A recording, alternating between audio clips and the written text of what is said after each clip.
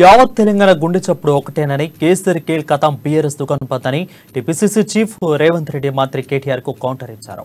ఇటీవల కాంగ్రెస్ ప్రవేశపెట్టిన డిక్లరేషన్ పై కేటీఆర్ అది డిక్లరేషన్ సభ కాదు, అధికారం రానే రాదని కాంగ్రెస్ ఫ్రస్ట్రేషన్ సభ అంటూ కేటీఆర్ ట్వీట్ చేశారు. ఈ నేపథ్యంలోనే మంత్రి కేటీఆర్ కు ట్యాగ్ చేసి Revanth Reddy counter tweet post చేశారు.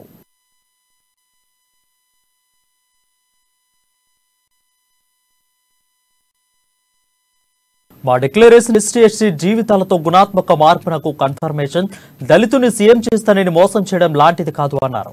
ప్రతి దళిత కుటుంబానికి 3 ఎకరాల భూమి ఇస్తానని మోసం చేయడం లాంటిది కాదన్న రేవంత్, గిరిజన రిజర్వేషన్లు 12% చొప్పున పెంచుతామని మోసం చేయడం లాంటిది కాదని విమర్శలు గుప్పించారు. మద్దతు ధర అడిగిన గిరిజన రైతులను బందిపోట్లు కంటే ఘోరంగా బేడీలు వేసి అవమానించడం లాంటిది కాదన్నారు. అయితే నేరెళ్ల ఇసుక దోపిడీకి ప్రశ్నించిన దళిత బీసీ బిడ్డలపై 3rd డిగ్రీ ప్రయోగించడం లాంటిది కాదని చురుకులాటించారు.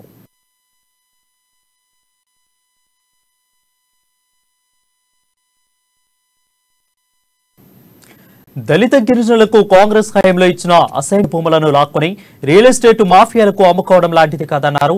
దళిత మహిళ మరియమ్మను లాకప్ డెత్ చేయించడం లాంటిది కాదని, ఒకే కుటుంబంలో 3 మంది పదవులు తీసుకుని ఒక మాదికకు కూడా మంత్రి పదవి ఇవ్వకపోవడం లాంటిది కాదని అన్నారు.